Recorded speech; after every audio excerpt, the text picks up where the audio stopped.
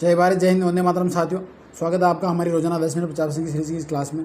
चलिए साथियों, स्टार्ट करते हैं अपनी आज की क्लास। पहला प्रश्न आपकी स्क्रीन पे।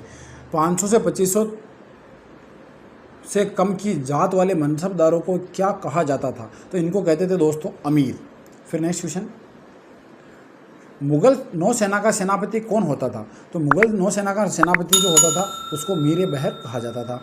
मुगल प्रशासन में कौन दरोगाए तोपखाना के नाम से जाना जाता था? तो दरोगाए तोपखाना के नाम से जानते थे मीर आतिश को। फिर नेक्स्ट क्वेश्चन, अकबर के शासनकाल में गोंडवाना अभियान का नायक कौन था? तो गोंडवाना अभियान का नायक था दोस्तों आसफ खां। फिर नेक्स्ट क्वेश्चन, निम्नलिखित बादशाहों में से किसने अमीर उल मोमिनीन की उपाधि धारण की थी? तो ये उपाधि धारण की थी दोस्तों अकबर ने। फिर नेक्स्ट क्वेश्चन, मुगल काल में बादशाह का सर्वोच्च धार्मिक अधिकारी कौन था? तो सबसे बड़ा धार्मिक अधिकारी था सदर उस सुदूर। अपने शासनकाल के किस वर्ष अकबर ने अपने साम्राज्य को सूबों में विभाजित किया था? तो ये विभाजित किया था दोस्तों 24वें वर्ष में। निम्नलिखित बादशाहों में से किसकी सेना में सर्वाधिक संख्या में दक्कनी अमीर थे? तो दक्षिणी अमीर सबसे अधिक थे दोस्तों औरंगजेब की सेना में। निम्नलिखित चित्रकारों में से अकबर ने किसे मुल्तान का दीवान नियुक्त किया था? तो इनमें से अगर देखा जाए दोस्तों तो अब्दुल सम्मद को जो है मुल्तान का दीवान नियुक्त किया था। मुगल केंद्रीकृत सत्ता की वास्तविकता एक बात है वह अच्छी थी अथवा बुरी थी, यह दूसरी बात है। उपयुक्त कथन किसका है? तो ये कथन जो है दोस्तों J.F. रिचर्ड्स का है। फिर नेक्स्ट क्वेश्चन, दो कथन दिए गए हैं, इन कथनों को अपने को पढ़ना है और जो सही है वो बताना है। तो देखिए, 18वीं शताब्दी के पूर्वार्ध में मुगल साम्राज्य के तीव्र विघटन के लिए निर्बल राजनीतिज्ञ एवं अयोग्य सेनानायक उत्तरदायी थे। ये तो गलत है। इस काल के मुगल राजनीतिज्ञ और अमीर अपने स्वार्थों की पूर्ति में व्यस्त थे, उन्हें साम्राज्य की नीति में कोई रुचि नहीं थी। ये सही हो जाएगा। तो मतलब ए गलत और बी सही, आर सही है। तो ऑप्शन नंबर डी जो है अपना सही हो जाएगा। निम्नलिखित में से कौन सा कथन सही है? जो सही है वो बताना है। तो देखिए, मुगलकालीन भारत में अमीर वर्ग यूरोप की तरह एक विधि सम्मत वर्ग था। गलत है। मुगल अमीरों को उच्च स्तरीय प्रशासन में शामिल नहीं किया गया था। ये भी गलत है। ईरानी तुरानी एवं शेख ज़्यादा अमीरों के बीच सामाजिक भेदभाव लुप्त हो गया था। ये भी सही गलत है। और वह अमीर जिनके पूर्वज एक पीढ़ी से अधिक मुगल शासक की सेवा में रहते थे उन्हें खान ज़्यादा कहा जाता। ये सही है। तो ऑप्शन नंबर डी जो अपना सही हो जाएगा। निम्न में से कौन सम्राट के महलों व सम्राट के परिवार की दैनिक आवश्यकताओं से संबंधित वस्तुओं की पूर्ति करता था? अगर इनमें से देखा जाए तो मीर सामा जो होता था ये काम करता था। मुगल काल में प्रशासन का सर्वोच्च अधिकारी था, तो सबसे बड़ा अधिकारी था सम्राट खुद। किस शासक ने वकील का पद समाप्त किया था? तो वकील का पद जो है दोस्तों शाहजहां ने समाप्त किया था। फिर नेक्स्ट, मदद ए मास भूमि थी। ये भूमि थी दोस्तों कि दान में जो दी जाने वाली भूमि थी जो लगान से मुक्त होती थी उसको कहते थे। फिर नेक्स्ट क्वेश्चन, निम्नलिखित में से कौन सूबे में गुप्तचर विभाग का प्रमुख था? तो सूबे के अंदर गुप्तचर विभाग का प्रमुख था वाकिया नवीस। फिर नेक्स्ट क्वेश्चन, निम्नलिखित को सुमेलित कीजिए और सही उत्तर का चयन कीजिए। यहाँ दो सूचियाँ दे रखी है, इनको जो अपने को सुमेलित करना। दरोगाई डाक चौकी गुप्तचर व डाक विभाग का प्रमुख होता था। फौजदार या फौजदार परगने का खजांची हुआ करता था। और कारकून ये परगने के लिपिक हुआ करते थे। और खजानदार ये जिले का खजांची हुआ करता था। फिर नेक्स्ट क्वेश्चन, किसके शासनकाल में मनसबदारी व्यवस्था में मशरूत का नियम लागू किया था? तो ये थे दोस्तों औरंगजेब। फिर नेक्स्ट क्वेश्चन, अलतमगा जागीर व्यवस्था किसने आरंभ की थी? तो अलतमगा जो जागीर है दोस्तों ये आरंभ की थी जहांगीर ने। फिर नेक्स्ट क्वेश्चन, शेरशाह के समय 3 प्रकार की बटाई व्यवस्था थी। तो वो बटाई व्यवस्था थी खेत बटाई, लंग बटाई, रास बटाई। मतलब ऑप्शन नंबर डी जो अपना सही हो जाएगा। मुगल साम्राज्य में विलय के समय बीजापुर का शासक कौन था? तो उस समय बीजापुर के शासक थे सुल्तान सिकंदर। फिर नेक्स्ट क्वेश्चन, मुगल राजत्व के तुर्क मंगोल सिद्धांत का प्रतिपादक था। तो इस सिद्धांत के प्रतिपादक थे R.P. Tripathi.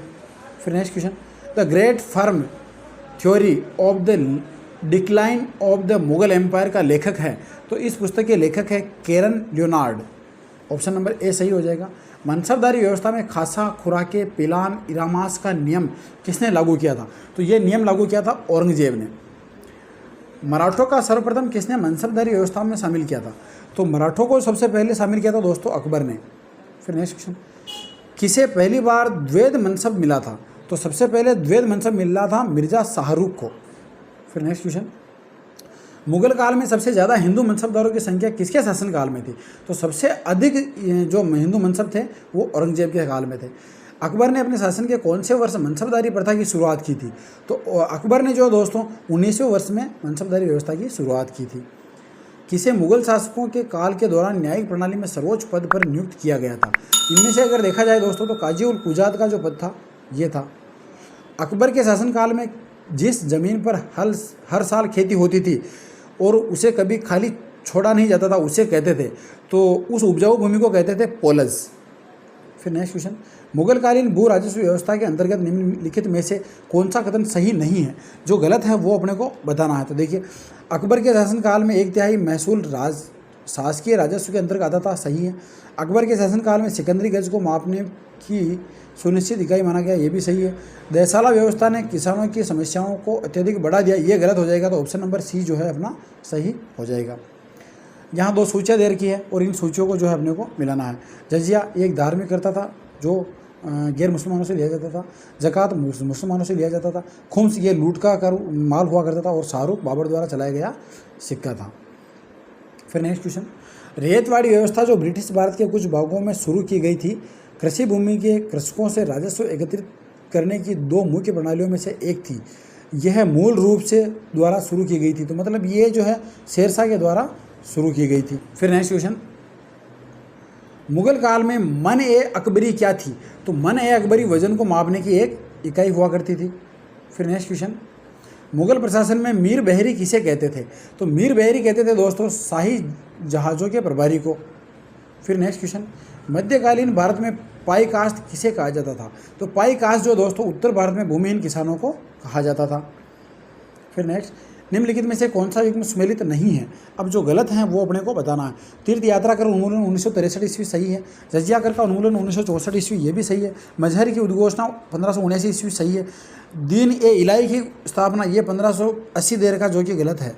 Option number D अपना सही हो जाएगा। दस्तक शब्द से तात्पर्य है, दस्तक शब्द से तात्पर्य है शुल्क मुक्त व्यापार। फिर नेक्स्ट क्वेश्चन, दीवान वजीरात एक कुल के नाम से नए पद का गठन किया था। तो इस पद का गठन किया था दोस्तों अकबर ने। फिर नेक्स्ट क्वेश्चन, यहाँ कथन और कारण जो है दे रखे हैं, अपने को जो सही है वो बताना है। तो देखिए, अकबर ने देसाला पद्धति को 1580 ईस्वी में लागू किया था, सही बात है। 1580 ईस्वी के बाद उसने संपूर्ण साम्राज्य में देसाला व्यवस्था लागू की, ये भी सही है। लेकिन ये इसकी व्याख्या नहीं कर रहा, तो ए सही है और आर सही है, लेकिन व्याख्या नहीं कर रहा। ऑप्शन नंबर बी अपना सही हो जाएगा। फिर नेक्स्ट क्वेश्चन, मुगल काल में भारत से निर्यात का अधिकतम भाग किस वस्तु का था? तो उस समय सूती वस्त्र का जो है अधिकतम निर्यात होता था।